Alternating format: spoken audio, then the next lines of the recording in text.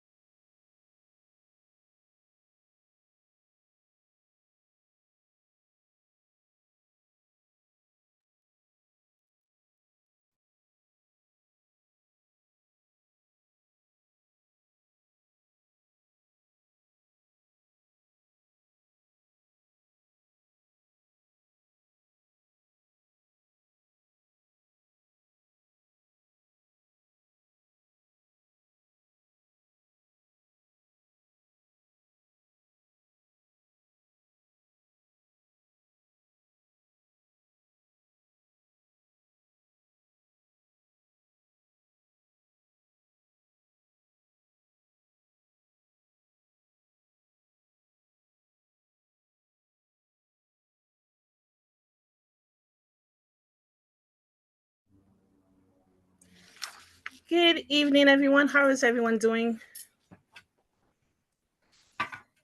Can you hear? Awesome. All right. We want to thank you all on behalf of the Flatbush African Burial Ground for being here this evening. This is an amazing opportunity for us to learn more about what plans we have as we enter into a new phase of the work that we're doing. With that being said, I would like to introduce myself. My name is Samantha Bernadine. I am the president for the Flatbush African Burial Ground Coalition, along with members of our board. And I'm going to ask them if they can just introduce themselves because I just walking in the door to make sure that I don't miss anyone. So the board for the burial ground, please, if you can unmute yourself and just introduce yourself. Sure. Good evening, everyone. My name is Chantel Jones. I am the secretary as well as the marketing and social media manager for FABGC. I wear many hats. Yes, thank you for being here. I've been with the coalition since its inception in 2021, and we have been here since then. And I am going to pass over to, let's see who's here. Allison, if you're able to speak. Good evening, everyone. Hello, I'm Allison Martinez. Sorry, it's very dark where I am. I am a co-trustee of the Flatbush African Burial Ground Coalition, along with Shauna Sabio, who I don't believe was able to be on tonight, but she is also a co-trustee. And I will pass. Actually, I don't know who's next, so I will pass on to Samantha to help share. Thank No you. problem. Thank you so much, Allison. As you can see, we do multiple things, but this event could not be possible with the amazing assistance that we have had. I also would like to ask for all of the volunteers and interns to introduce themselves. So if you can unmute yourself and just introduce yourself, please. I can start. I'm Kelly Britt. Sorry, I'm a professor of anthropology at Brooklyn College, a longtime friend of the FABGC, and accomplice in the fight for saving sacred sites. And I'm really excited to be here and be able to share this with you today. So I'm going to pass it on over to Noni. Good evening, everyone. My name is Noni Stevenson. I'm a second-year PhD student with Columbia University in the anthropology department, and I was introduced to this lovely group because of my interest with slave burials in Jamaica. And yeah, I will now pass this on to Alex. Thanks. Hi, everybody. My name is Alex McDougall. I am a third-year PhD student at Columbia. I work for the Center for Archaeology in the Department for Anthropology. I am a longtime supporter of FABGC and fan, and have been researching with Dr. Kelly Britt for the past year and a half. And I'm working here because of my interest in 18th, 19th century Black life, particularly in Maryland, and have learned a ton from this group. And I will also be facilitating the Q&A later in this meeting, and so feel free to add questions to the chat or use the hand raising function, and we'll call on you toward the end. Amazing. And I do see some members of FABGC. I see Laura that is on. I see Diane who's on, Dana who's on. So this is like a reunion, if you will. So with that being said, this event could not have been possible without Kelly and her amazing team in making sure that we are going beyond the scope that the city has not been doing to find out whether or not our ancestors' remains are still on the land that is the burial ground. But before we get started, I want to ensure everyone that this is a safe space. And we have some community agreements that was initially designed by the Growhouse Community Design and Development. And I'm going to pass the baton to Chantel, who's going to read off what those agreements are. And you can read along in the chat. She has copied and pasted in the chat. So we want to make sure that everyone is respected and that we understand that this is a safe space, and the materials that you may hear may be disturbing. We understand that, and that's the space that we're in. But we want to make sure that we are comfortable knowing that we are all here for a common cause and a common reason. So Chantal, I give the floor to you. Thank you. So our community agreements for tonight. First, we're going to start off with giving thanks to Shauna Sabio. These community agreement intentions were facilitated by Growhouse Community Design and Development. So our first community agreements are take space, make space, practice active listening, which means listen to understand before you make yourself understood. Normalize admitting when you're wrong or that you were misinformed. Make space for people to learn and grow. Recognize that people are at a different level of being informed and refrain from judging them on their lack of knowledge.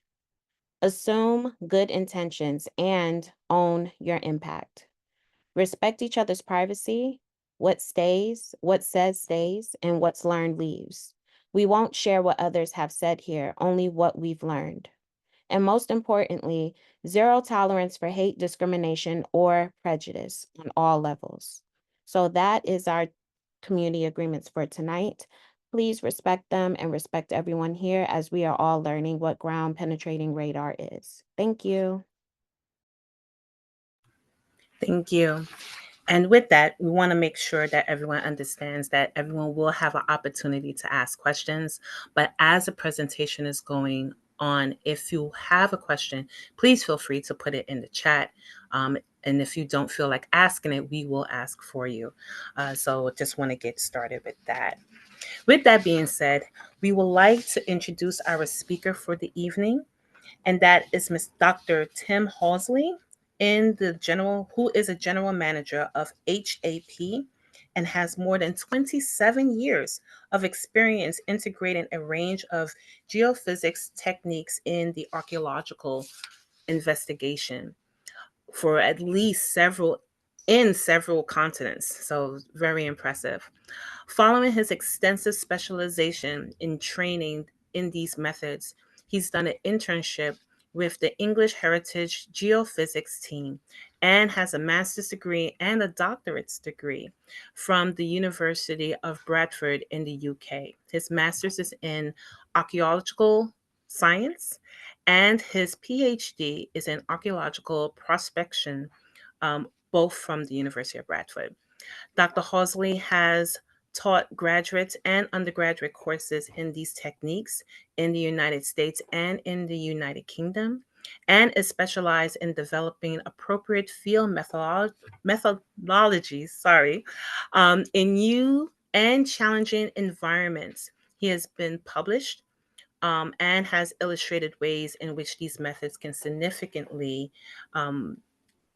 augment traditional archaeological approaches. We will put more information about his background and that you can do more research on him. But with that being said, we want to open up the floor, well, not open the floor, but give the floor to Dr. Tim Horsley for being so gracious and accepting our invite and doing the work with us. So Dr. Tim, the floor is yours, sir. No, thank you very much. It's a real honor to be here with you all and to talk about what I do. I mean, I'm very passionate about my job, and I'm glad that I can help people in their modern lives. As an archaeologist, we're often looking at things that are really old and forgotten, and it's great to have an impact today and to see a real impact in people's lives. So it's a real privilege to be here and to be able to work with you all as well. So thank you very much. I'm going to quickly introduce ground penetrating radar, what I'm intending to use next week. I've got a little presentation that I'll put up. I'll duck into a little bit of science here and there, but I'm going to try and keep it pretty light. So if anybody out there wants to know more, I'll try and direct them at the end or answer questions. And we'll just see how it goes. I'll put this up and we'll see how this looks. So hopefully you're all seeing this screen now. I think that disappears. I don't use Zoom very often, so. And I don't see or hear anybody now. So you are all good. Good. Okay. I don't know how to get rid of this. Maybe I'll stick it up the top. Maybe that'll work. So here we go. So geophysical prospection, basically the sort of a brief definition would be non-destructive or non-invasive ways of investigating the subsurface. So for archaeology, we have a range of tools, different techniques that we can use to look below the ground surface into the ground to try and map what's going on. Some of them are electronic, like on the right, the reticle, they're measuring moisture contrasts. There's some magnetic techniques, the two on the right-hand side there, magnetometry, magnetic susceptibility. And then there's ground penetrating radar, which we're going to focus on tonight. And you can see that there's two sort of very different looking pieces of equipment. And radar, ground penetrating radar, comes in a range of shapes and sizes and colors and different boxes, and some are pushed and pulled. That one in the lower right here is towed behind an ATV. And the differences really depend on the frequency that we're working at, which we can kind of choose to tailor to a particular site, given how deep we want to look, what size of features we're looking at, what are the soil types, but also where can we employ some of these things, like this thing with an ATV. It's incredibly high resolution and gives great data, but I can't just drive anywhere and tow this thing up and down. So we have to choose something that's appropriate to the site based on conditions, but also being sensitive. All these techniques work in GPR by looking at the electromagnetic spectrum, which you can see here. We've got some of you remember this maybe from school. We've got visible light sort of in the middle here. Well, lower frequencies past microwaves, we've got radio waves. And in fact, for ground penetrating radar, we're working in this sort of frequency here, kind of the 200 megahertz to 500 megahertz is kind of typical. And these are things that we've just learned over experience, trial and error, to try and figure it out, how it works. So each of those boxes you saw, I mentioned that they're all different shapes and sizes and have different frequencies, but they're all fundamentally the same. And then inside that box is a transmitter and the receiver. The transmitter is sending pulses of energy into the ground. And anytime that energy changes speed, so it can speed up, it can slow down, and it does that because it's traveling through a different material, different type of soil, or it's going from soil to rock, or soil to a void, so an airspace, well, water, wetter soil, drier soil, tree roots, pipes, anything in the ground that's different. Over here, I'm sort of showing like a profile through the ground of just 3 different soil layers, very, very simple situation. But the energy comes down when it meets that interface from one soil type or one material to another. There's a change in the velocity, and it will continue and it'll go faster or slower.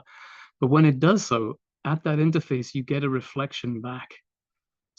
So it's a lot like, because we're talking about electromagnetic energy, it's a lot like light. So if you're looking through a window, you both can see through the glass, but sometimes you get a bit of reflection as well. You can see a reflection as well as through at the same time. Well, that's going on in the ground, even though we can't see it. We're using frequencies that can travel and pass through these soil materials. So we get a reflection back, and of course, it takes a certain amount of time for that to happen. It's not instantaneous. It's suddenly quick, but it's not immediate. But that time that it takes is dependent on, of course, how far it has to travel. So that reflection comes back. We know how long it took to get there. And we can say, okay, there was a reflection here. Well, some of that energy was continuing lower, and it will maybe be reflected back from this greater depth, and it will arrive later. So if we do that at many, many positions along a profile as we walk along, we can build up this slice through the ground, a profile, or something we call a radargram. So that image I was just showing you would have been just like one point here, but if we push the radar across the ground, that's sort of what I'm sort of trying to show with my mouse here, if you're seeing that. So if we're going from left to right with increased distances, as we go, we can build up this change of velocity and reflections in the ground, which is kind of remarkable. You notice I'm talking sort of in very strange terms, like about velocity and things of this. I always worry archaeologists when I'm introducing these techniques, because none of these techniques are really seeing or detecting features, archaeological remains, burials, as we're talking about today. These are all measuring physical properties, and we're looking at anomalies, we're looking at changes in the soil. And all our maps show these changes in the soil. And then I have to interpret, or a specialist, somebody who's familiar with the data, has to make that interpretation.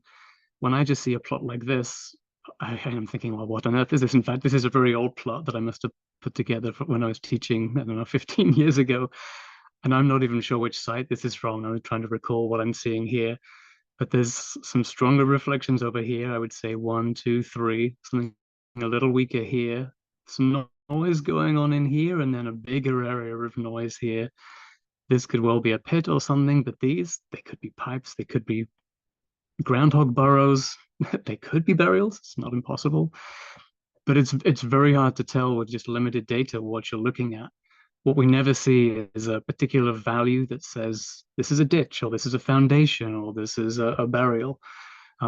These are always anomalies that are very dependent on the soil conditions at a site. Sometimes the vegetation, recent land use, or land use since the site was disturbed. Sometimes even the weather would change the types of data that we get. So that interpretation is a very key part of this. And just looking at one profile, this is, like I say, just a slice through the ground. It can be very hard to know what's going on, because I don't know what's going on just the other side, just behind this slice, or just this side closer to me. And so we actually collect a lot of data. So here's me pushing the radar up and down lines. You can see the tapes and ropes set out on the ground. This is exactly what we'll do in Flatbush next week. We'll set out a grid.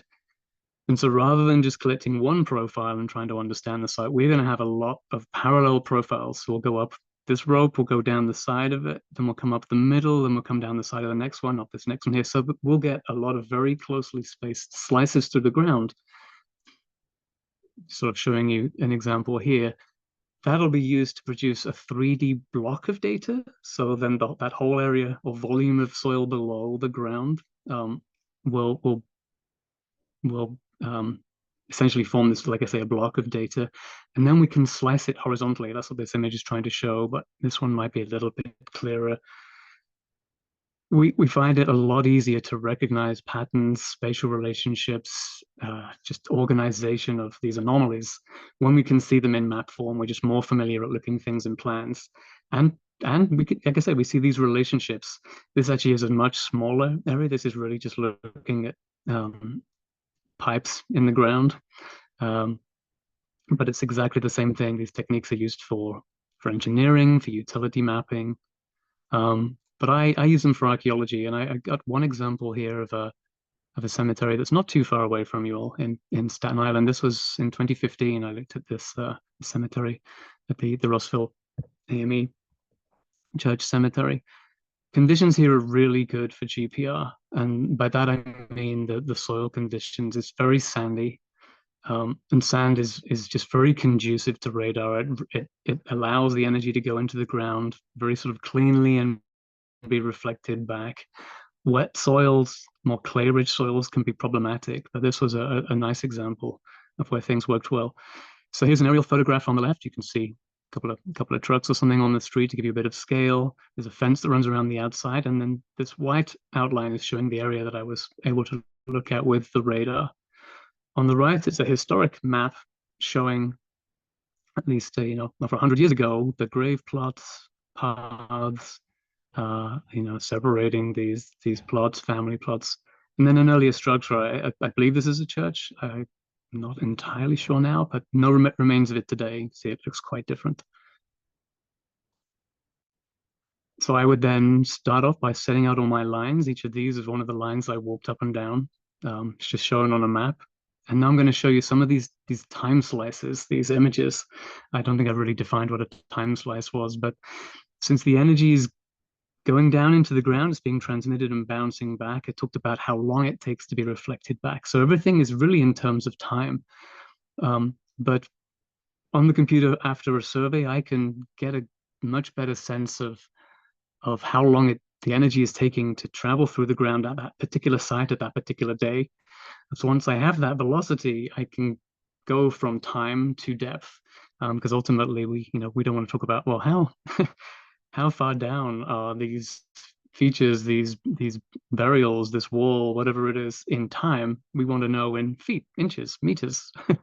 So I sort of do that correlation to correct or to basically move from time to depth, but we still refer to these things as time slices, since that's how the data are collected. So this first time slice, this first image here, is essentially the ground surface, and we're just seeing variations in the material on the surface. So whether it's asphalt or soil or grass, we're going to see differences like that, and also sometimes slight topographic variations. And in cemeteries, sometimes you can even see slumps of burials where the soil has subsided into the grave shaft. In fact, in this area, just here, if you're seeing my cursor in the upper right, the red crosses are marking headstones, but the slightly lighter gray rectangles, these are just very subtle differences in the surface that are letting me see, oh, there's been some disturbed soil there, and the shape, the size, the orientation, the placement next to these stones strongly suggests they would be basically grave shafts. This cemetery, I think there was something like 100 headstones, 100 grave markers.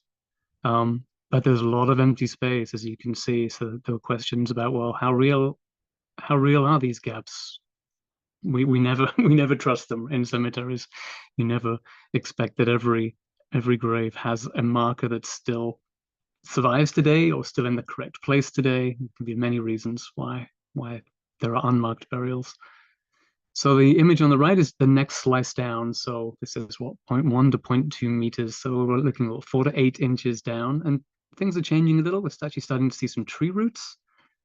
And it's just getting a little bit noisier. Come down the next one. So now getting down, these are both either side of a foot down, let's say. And there's some broader trends going on, or some of these are due to different types of soil. And I'm showing these and mentioning all these things to illustrate that we can't really tune the GPR to see just one type of thing. It's going to see everything, that frequency and that those soil conditions are effective at revealing. So in the cemetery, I can't say I just want to see all the burials and not the tree roots or animal burrows or natural variations. We're going to see it all, and I have to. My challenge afterwards is to try and analyze and tease all that apart. Coming down a little bit further, so we're almost 2 feet down now, and you'll start to see some of these little black rectangles. They are sort of strong reflections, much clearer one over here, over on this left side. That's showing up in both of these. These are burials, and this is typically what we see over a burial. It's never like CSI. We never see bones. We never see anything that's remotely what we might expect to see from from human remains in the ground. Usually what we're seeing is either disturbed soil or the looser soil of grave shafts, like up here in this upper area. You can see a lot of these rectangles showing up. This is where the natural soil has basically been cut out when the grave was excavated, and then that soil isn't put in exactly as it was removed. It's mixed up, it's inverted, it's turned upside down, and so we can see that not everywhere. It very much depends on what the natural soils are like, but when soil conditions are right, we may never see the burial itself, or any sort of void from the coffin or disturbance from a casket, but just the looser soil of the grave shaft sometimes is all that there is left that reveals, yes, somebody disturbed the ground here in a regular, consistent way. The shape, again, the shape, the size, the orientation, all fits what I would expect to see in a cemetery. But where there is a void, or maybe even an intact casket, that that soil to air interface is a very strong contrast, and it gives us the strongest reflections. So over here, like I say, on the left of the cemetery in this area, there's a sort of a regular, roughly east-west aligned reflection that's close to a headstone, not right next to it. In fact, this could be an unmarked grave between these two. I'm not sure. I would have to go through and have to go back and see what I interpreted here. But they're starting to appear, and this also shows that not every burial is the same depth. So as we come down now, you see we're now down over 2 feet, heading on for 3 feet down. We're starting to see a lot more of these reflections. Some here over by the edge. There's clearly unmarked burials as well as marked burials. This one, it wasn't a headstone, but just an iron pole in the ground. Didn't know what that was for, but I made a note of it. But there's like going to be another one down here. So there's suddenly unmarked graves that we're detecting. We're detecting unmarked graves. There's other areas of noise. I forget if it was these depths or lower down, but I'll come back to them. We've moved down now, so we're now about 3 feet down, and you can see more of these graves showing up, more of these rectangular reflections. Hopefully you're all seeing what I'm seeing and it makes sense. There's also another area of noise in here that was showing up more clearly in some of these slices. Just scrolling down to get a little bit deeper here.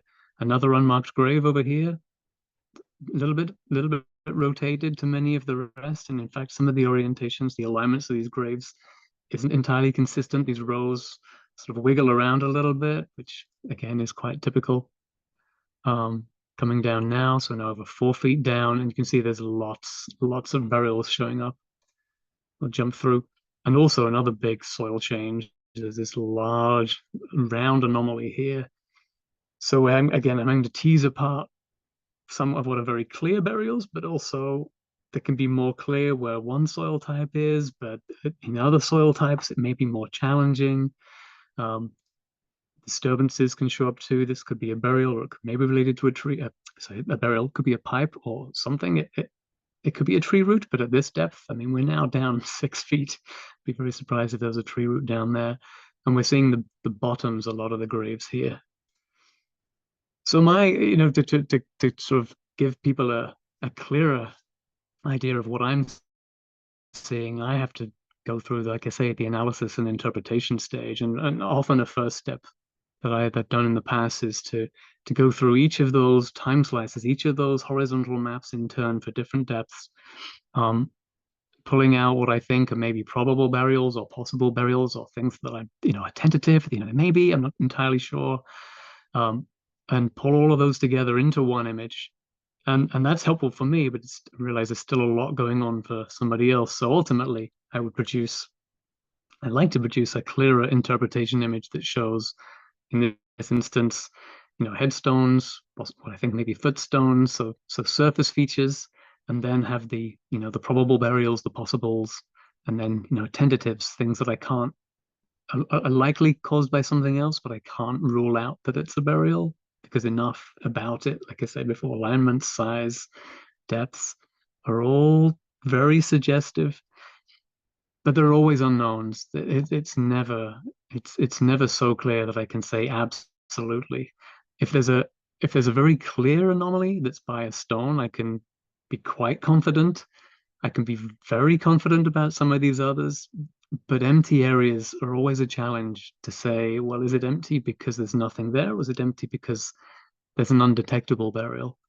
There's a lot of tree roots out on this cemetery. They confuse things as well, but I've also found, suddenly since I did this survey 10 years ago, cemeteries with lots of trees, big mature trees in and around them, really accelerate this loss of a geophysical signal because of decomposition. I mean, part of the reason we return bodies to the ground is to return the vessel to the soil, and it can be very efficient over time. There can be very little to see. You might see something if an archaeologist excavated it. Obviously, we don't want to, but geophysically, we're really pushed to the limit sometimes to say, is there really something there or not? We can talk more about that with questions, I'm sure. I think I was also able to detect that earlier structure. There was that rectangle of noise. I didn't really mention it too much, but I was noticing it and seeing it. But also importantly, at this site, I was seeing a lot of anomalies that were, I was only seeing a part of them alongside this fence, but it very much looked like this later chain link fence that was put in actually is over the top of several unmarked burials.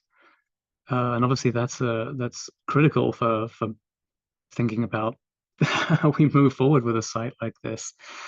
To be certain, somebody would have to dig, they would have to strip the topsoil and look to see, not if there are bones, not to get into the burial, but to see, could you identify a grave shaft? And you could do that just, a few inches down. You wouldn't have to get down and disturb the burial, but ultimately you would have to do something more invasive. But a ground penetrating radar, I think this took less than 3 days. It was maybe 2.5 days. And we have now a pretty complete map of the cemetery with questions, but with a lot more information. And in fact, there was, I think, 570 burials showing up here, I think, counting the probables and the possibles. So when you compare that to the number of headstones, there's quite a big difference. And that's also very typical. I think the most I have seen in a cemetery was 8 times the number of burials showed up in the GPR survey compared to the grave markers, what they would suggest. I got one other quick example I'll show, and I'll just show one time slice here.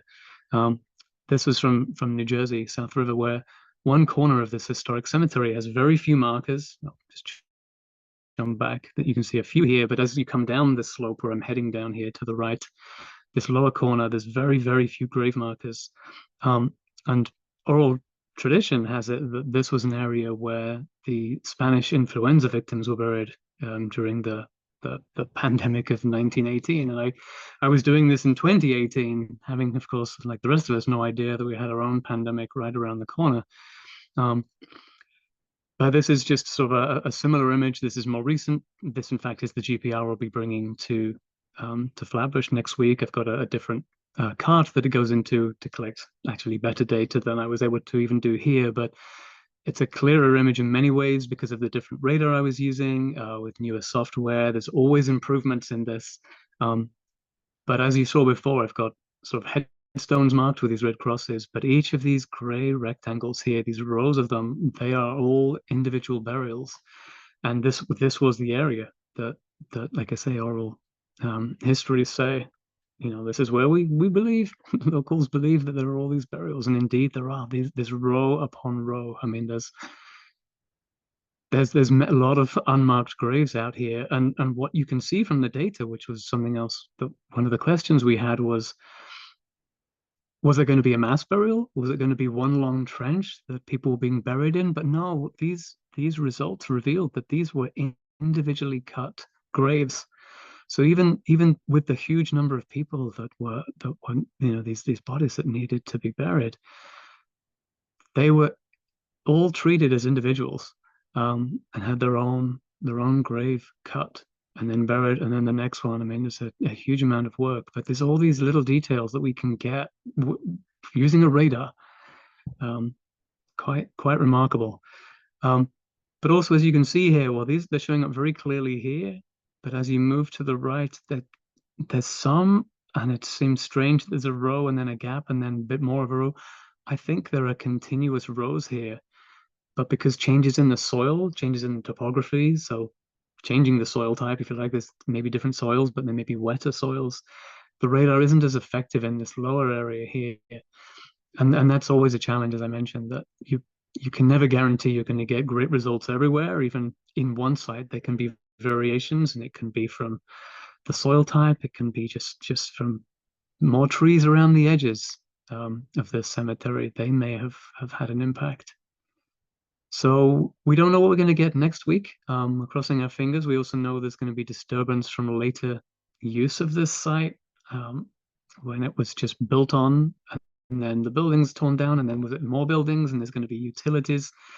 It's going to be one of the more challenging sites that I've looked at, but I've looked at, I think, over 60 cemeteries in the eastern US in the last 15 years. So I'm going to bring all that experience, all my training, and suddenly I'll do everything that I can, and you can all help me to push the radar up and down. We'll collect the highest quality data that we can. I was asked to provide some resources about radar for those of you that are interested in going further, and there's not. I mean, there's YouTube and there's a lot online. Certainly, I would encourage you just to Google GPR or radar and cemetery or burial or historic burials. There's a lot out there, but there's the books. They're at a range of levels. I mean, the thing on the right I put over here, this is a very heavy physics book. It really gets into the radar for a range of applications, not just archaeology. These on the left, though, and there's these two names that come up a lot when you look at ground penetrating radar and archaeology, and that's Larry Conyers. He's at University of Denver in Colorado. He hasn't retired. He's about to retire, and he's one of the few people in this country that teaches this for like at undergraduate and graduate level. So geophysics more generally, but very specifically ground penetrating radar for archaeology. And then Dean Goodman, he also writes a lot of the software that I certainly use today for processing and analyzing the GPR data. So he's got a couple of books, and there's lots of case studies on those. So if anyone really wants to go into these, I think this is being recorded, so hopefully you can do a screen grab of this and check it out from your library. But otherwise, yeah, I'll be out there next week, and I'm happy to answer questions now or next week if more questions come up as we're all collecting data. But I'll stop this right now, jump back, and open to all the questions that are going to come flooding in. Thank you so much, Tim. And yes, there are some questions in the chat. But before we unmute everyone and we take questions, I just want to share my screen. And this will probably help with people wanting to ask more questions, because this is just extremely fascinating. And I know from myself, this is all new to me. Kelly has broadened our horizons in our partnership, but this has gone even further. So I just want to share my screen at this time and just wait, hold on 1 minute, and just show a presentation, just given the history of the burial ground and how we got to this point in our process. So for those who are joining us, and again, this is a recorded presentation. So for those who are probably new to the work that we're doing, the burial ground is currently located on the corner of Church Avenue and Bedford in the Flatbush section of Brooklyn. And what we've known so far through the research that members have done is that in 1855, there's a map of the burial ground and where it was occupied. So if you are familiar with the Flatbush neighborhood, right on the corner of Bedford and Church, where the 35 bus and the 44 bus crossways, the burial ground goes as far as where the gas station is currently located and where the post office is. So we just want to show you some images of that. So as you can see, the burial ground goes further. And these are some more images. And for those who will be joining us on during this presentation, during this archaeological discovery, if you will, there is a section of the property that is currently being used or was being used for parking cars, like a car lot. That has now, the cars have been removed, and currently we are working with our city councilwoman to find out if we can, if the city can take that land over, and we hope to show some kind of proof that that was also part of the burial ground.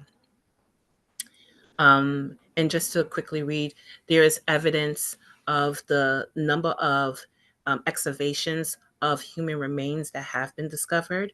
So if you can just see in this presentation, you have from 1842, when they started to build the first Flatbush schoolhouse, to 1860, when they started to urbanize the area and constructed streets, to 1890 to 1904, where they developed the sewer lines.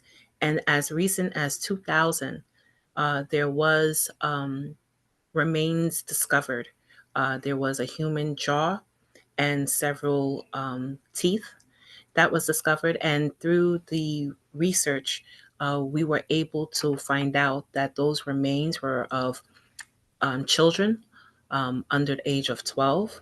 And they were able to find through DNA that they died through malnutrition. And I just go a little further on. I do want to acknowledge that this land that we're talking about and that we're on is part of the Lenape Hokie, the Canarsie Indian tribe or indigenous people. So we always want to acknowledge the land that we're on and to give respect where respect is due.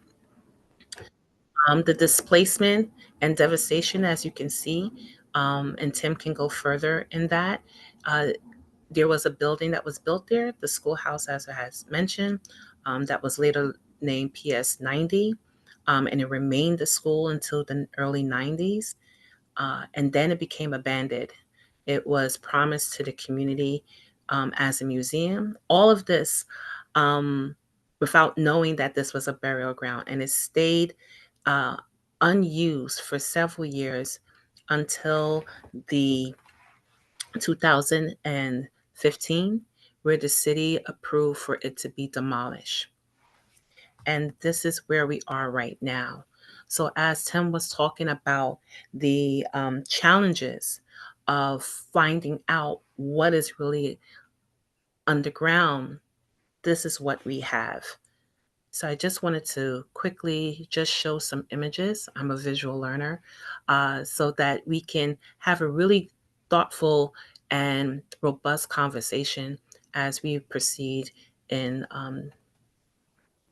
this whole task. Currently, this is what the land looks like. So as of 2020, during the pandemic, is when the coalition started to form itself without forming itself. And what I mean by that is that the city of New York was planning to do take the land and use it for housing. Their goal was to establish affordable housing, the city's keyword to enlightening people, that they were going to put affordable housing on the land. And when the mayor at the time, de Blasio, created a task force, we found out that this land that we were next to, or waiting for the bus, crossing, passing by, was actually a African burial ground. And the community said no. And we fought for nearly a year and was able to stop HPD from developing on this sacred land. Since then, we have been consistently working with the city, along with political officials, to ensure that nothing gets built there, especially housing. Unfortunately, at this time, we weren't able to get it completely in the hands of the community. Right now, the sacred land is under the direction of the New York City Parks Department, and members of the coalition, along with other community members, are working with the city to ensure that what is placed there is respected, respectful to the community, and is what the community wants. So this is part of our next stage in our community action to ensure that what is placed there is what we want.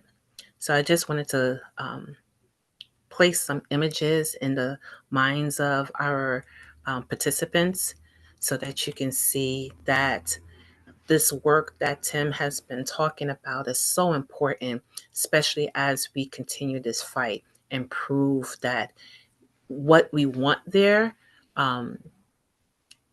should be there. So with that, I'll open the floor to any questions. And if folks are not open to asking the questions, we can ask for you. Just put it in the chat. Thank you. Hi, thank you so much, Tim and Samantha. That was amazing. I always learn a lot of these things. We're going to open up to questions Samantha mentioned. I will read what's in the chat so far, but I want to encourage folks to add more questions. You also are able to raise your hand. You can just say you have a question in the chat, or using the react function on Zoom to ask any questions. And please wait for us to call on you before you unmute yourself so you can get to everybody.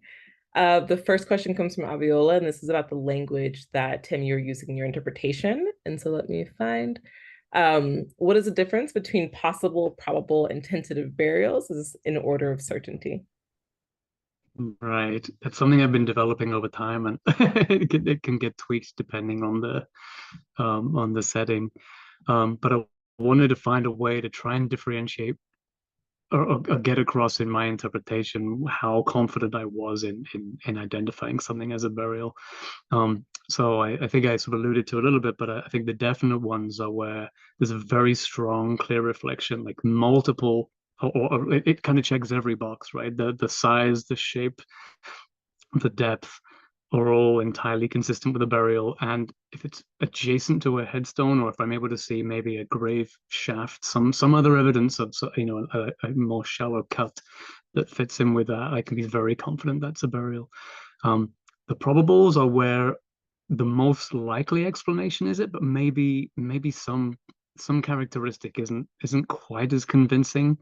It may not be a full, like a rectangular reflection. It may be sort of only a part of one or something, and that can just simply be because the preservation is such that only a part of it is detectable, that the soil has collapsed, or that sometimes there may just be a smaller burial that it's hard to know.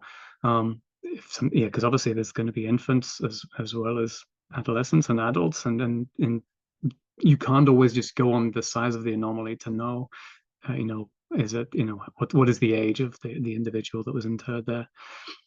So that would be my probables, and my tentatives, which I've changed sometimes, and sometimes I sort of leave that out entirely. That's where I think it's more likely explained by something else. Now it could be natural, a soil variation, or sometimes just animal activity, tree roots, But I can't rule out the fact that it could be a burial. And I don't want to give someone a false sense that there's, I can see something is there, but I really am not entirely sure. But they're somewhat fluid, those sort of distinctions. And sometimes I just have a simple map at the end that's just black and white. It's just like this is everything, right? That I think is significant, and just leave off the others. But sometimes it's useful to just, like I say, to try and convey my own kind of confidence level. But it's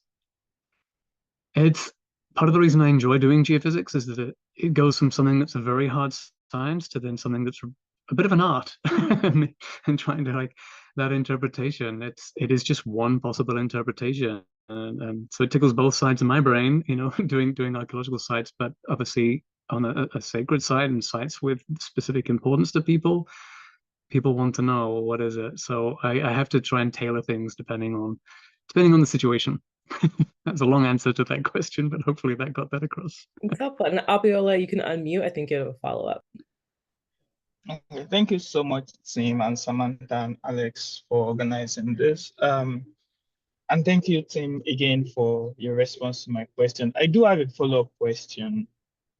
I was wondering, are there papers where people have standardized like the signatures of what to expect when you say a particular thing, right? I'm saying, oh, this is like the baseline protocol. Once you say this is most likely a burial, right? Even in terms of the terminologies you're using, probable, tentative, is it like a standard across board? Just curious. Yeah, there aren't really standards. I've tried to sort of standardize what I do. But no, I mean, coming from the UK where all my training was, GPR really isn't used much for burials, or at least not typically. It's sort of, it's just understood to be a poor technique. It's just not very good. And I don't know if that's just because a lot of the burials are older. I don't know why. Soils, I think, are also different, but um, trying to standardize this, I mean, as you could see just from those couple of examples, there's even differences and variations just within a single cemetery. So it's very hard to really be absolute about things. And so yeah, having done this for 15 years, I sort of slowly developed these kind of ways of presenting it. But no, I mean, just generally in archaeology, there's still not standards for any types of interpretation and feature. I mean, it's a lot of people do a very similar thing, but there's no rules, or there's no oversight or anything like that. So one survey I just recently did at a cemetery in Maryland, I was the third person to do a ground penetrating radar survey of the cemetery. And while I love the fact that what I do is non-invasive and repeatable, and that's a great selling point for this, it doesn't mean we should be repeating this stuff again and again. Yes, there can be improvements in equipment, but there's a huge variation in the quality of work being done, and the experience, the background of people. Like a lot of utility mappers have access to radar, and they say, oh, we can look in a cemetery, but they don't even collect the data. They just push the radar along, and every time they see a reflection, they maybe put a pin flag in the ground or spray the ground with marker spray or something. So unfortunately, in all the states I've been working in, it's kind of open as to what happens, and it's unfortunate, but it's developing. It's still a very a relatively new field, even within archaeology. It's only really sort of 25, 30 years that people have been doing this, and the technology is constantly improving. The processing. I hope that, yeah, potentially this is one of the few places where I think AI could be really wonderful to actually help analyze the massive amounts of data that we can collect. But at present, it's still a little sort of open and without standards. Thanks. We have a question from Kennedy, and so she writes, any GPR reading that you and your team will produce will show soil changes that are presumed to be potential burials. What are other steps to confirm presumptions after GPR, and is this including invasive excavation? And she mentions also good to see Rossville as an example. They are part of the Sandy Ground Historic District and one of my preservation architecture client collaborators. But this question about next steps was helpful. Well, that will all be very much up to you, like what you would like to see done afterwards. I mean, obviously, it's going to depend on the results, um, but typically in a cemetery, I mean, we don't want to do anything more invasive than we have to, and I think that's why you reached out to me to start doing something non-invasive, to do ground penetrating radar, to see what we see. But there will always be questions, right? There's always going to be unknown areas. I mean, I hope we can. I hope the area hasn't been so disturbed by these later buildings, which we know at least partially had basements and things. So I think there's going to be a lot of very disturbed soil out there. Sort of almost the worst case scenario would be to map exactly where those structures were and where basically the ground has really been disturbed so far that any human remains have gone. They've been disturbed or removed. We won't know, but at least we'll have a better sense of where those areas are. But maybe we'll then have, because we'll see those areas, we can identify areas that haven't been disturbed.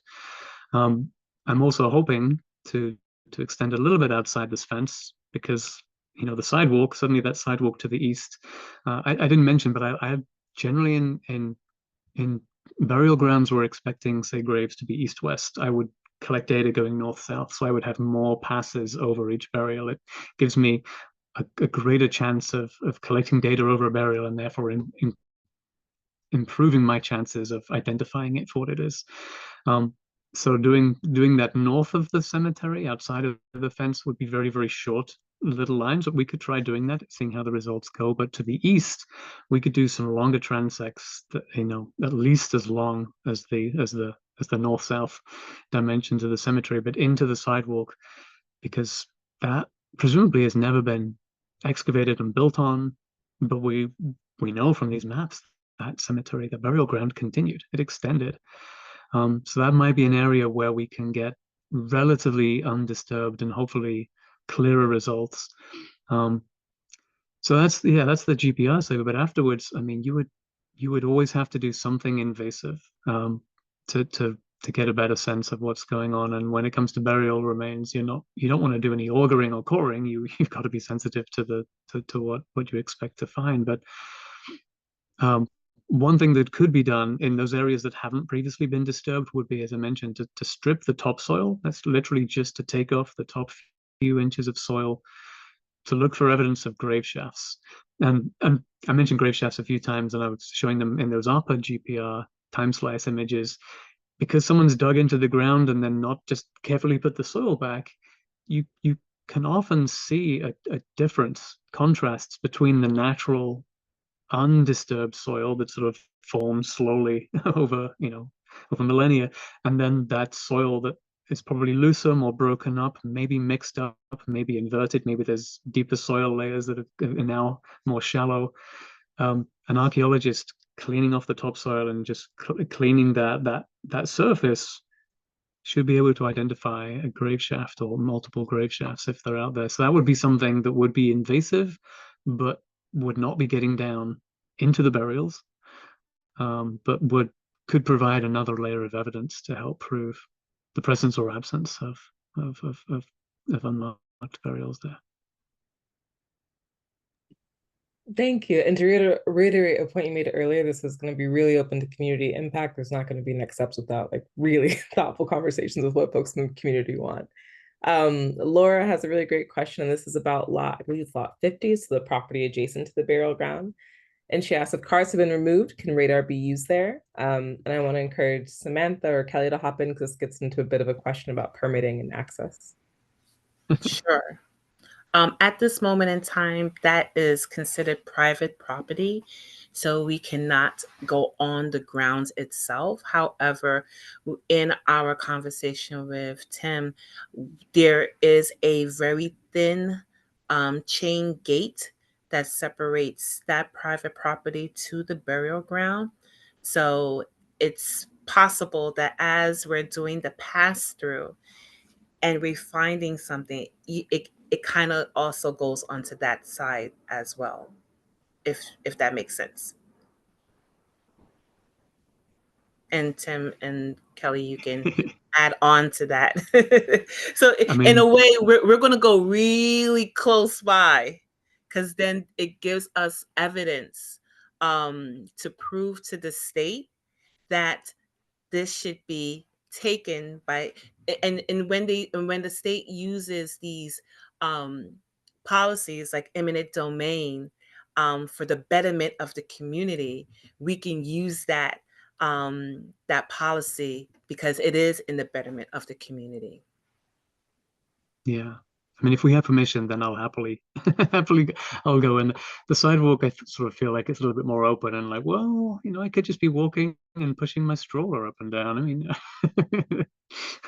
but We're yeah, all for that. if there's a chain link fence and it's it's private, that's a bit more challenging. But permissions aside, I mean, yes, we certainly could collect data there. We can collect data on grass, on asphalt, on gravel. You get slightly different results. The data are affected by the fact that the energy has to first go through a different type of material until it gets into the deeper ground. But that's one of the sort of the beauties of GPR over the other geophysical techniques, is that you can look through layers. Which is really cool. With like the resistance one, the electrical method I first showed, there's actually probes on the bottom electrodes, and they have to get into the soil to pass a current. So as soon as you come to asphalt or flagstones or concrete, you can't do anything. The magnetic methods are going to be useless because of the chain link fence that's there. They'll blow out all of the data. So radar makes the most sense here for those reasons, but also it really has been shown by not just me, but a lot of colleagues that it's the most effective technique for burials. It's not foolproof, but it's definitely the best method that we have for really looking and identifying burials. So I will go as far as we're allowed to go. Thanks, Tim.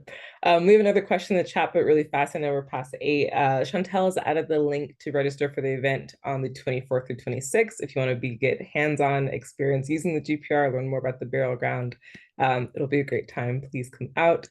And Joe asked, how level does the ground need to be for GPR to be effective? Does the orientation of the rows matter? For example, would you expect differences if one were to use GPR sweeping north-south than east-west? Good questions. How level does the ground? The base of the antenna, so that box, you really want to have it flat on the ground. So if the ground is really bumpy, it makes it more challenging. And you want to have it on the ground because you want to basically pass the energy directly from the antenna into the ground. The higher off the ground it is, the energy just bounces off the surface and doesn't really penetrate very deeply. But I mean, if it's broad topographic variations, hills and so on, yeah, I mean, as long as I can push the radar, I can collect data. But I think you're probably talking on a smaller scale. So if there was like one of those early images after the demolition of the building, those piles of bricks and things, that would make it a little more difficult to collect data, but it looks very much like it was cleaned up and flat and grassy. So it looks probably about as good as it could be for collecting the data. We'll find out what things are like below the surface. As opposed to the sort of the orientation or the alignment that I'm collecting the data at. Yeah, in my experience, when I first started collecting GPR data about, I don't know, almost 25 years ago now, 20 years ago, we would collect data on what we would call orthogonal grids. So we would go, say, north-south, and then we would go east-west.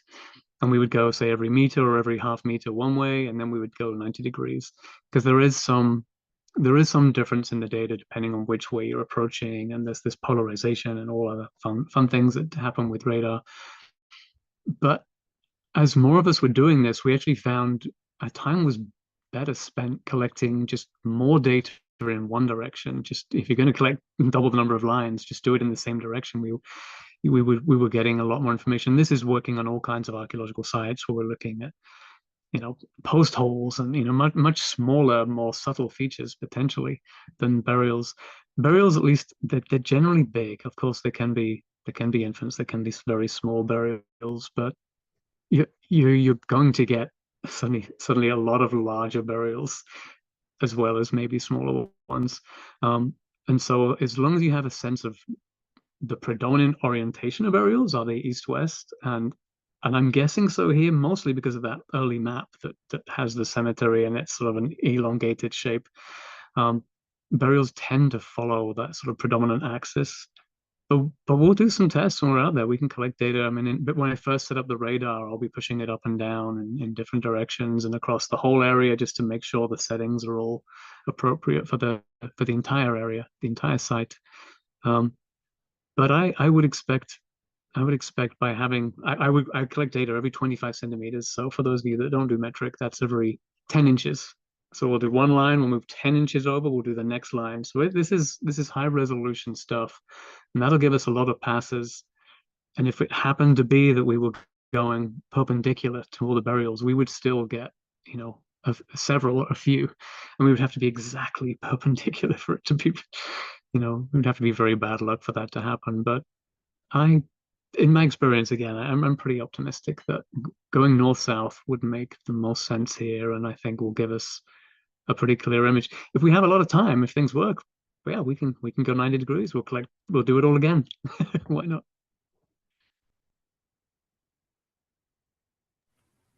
Was there another part to that? I think there were the two main questions. No, I just want to say we're optimistic as well.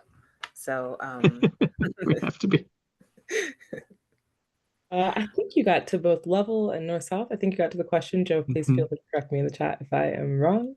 I guess if I can just quickly throw a question. I don't know from the previous work that was done. I'm forgetting. I've been working a lot of other sites this year, but were any of the excavation results such that we have any indication of alignments, or has it just been disarticulated bone fragments and things?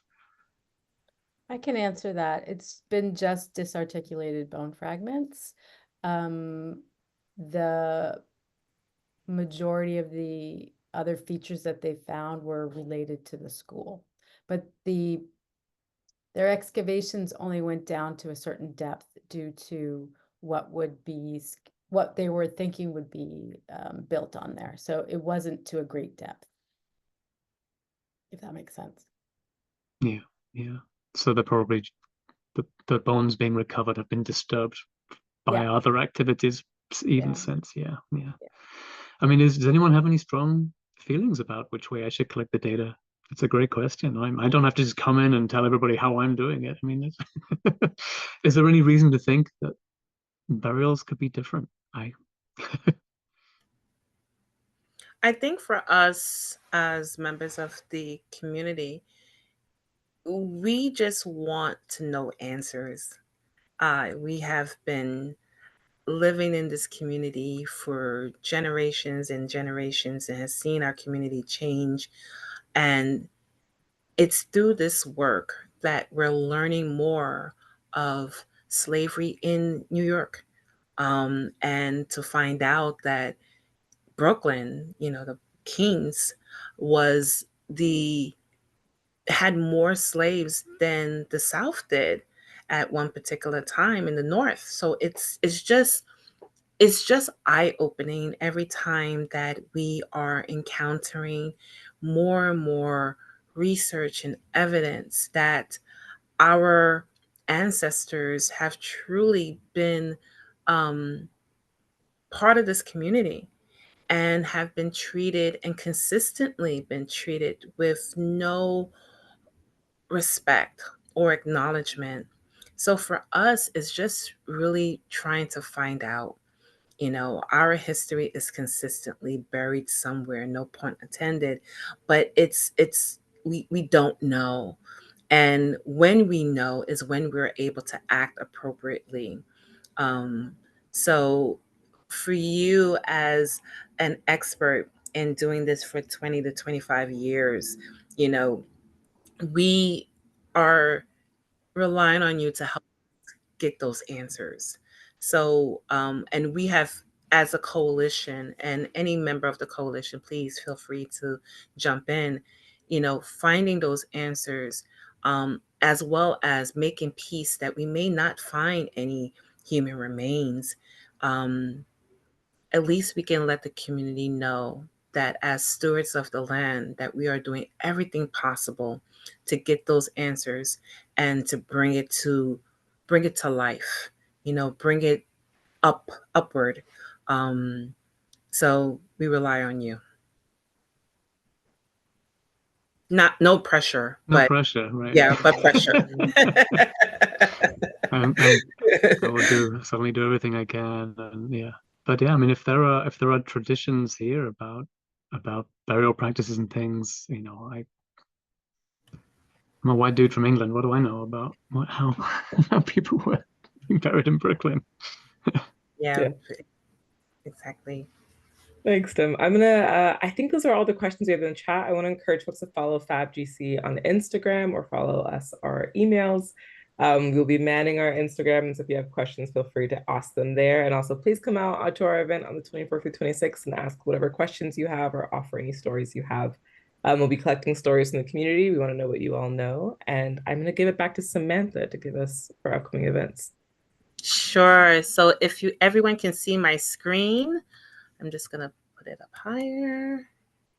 We have some upcoming events that's coming up.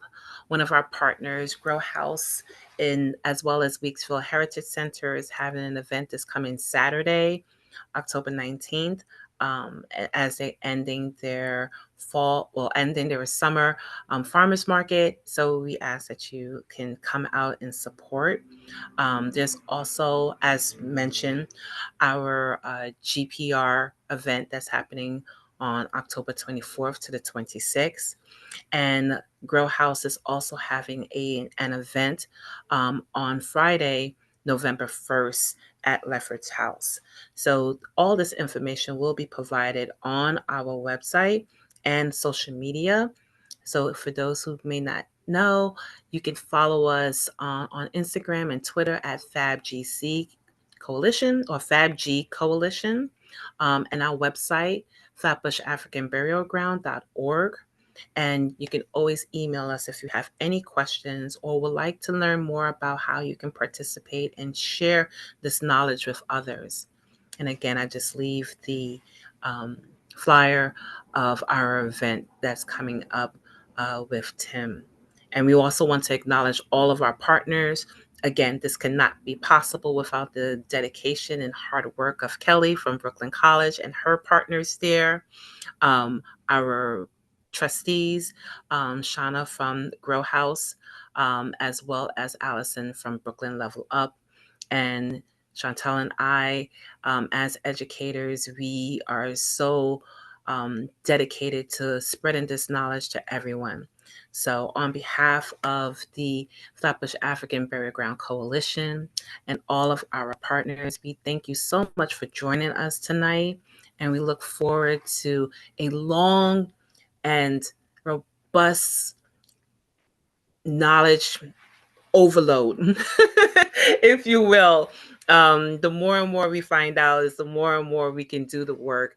And again, as a soon-to-be nonprofit, all of this work that we're doing is basically volunteering. We dedicate our days, our evenings, our weekends, our holidays to uncovering our history. And we thank you all for joining us. Please don't let this be the last time we meet. And feel free to learn more about us and share that knowledge. And if any of the board members have any other closing remarks, have a safe and wonderful evening. For those who are part of the Jewish faith, have a safe holiday. And for those who are part of other faiths, we want to acknowledge you as well. Be well and stay blessed.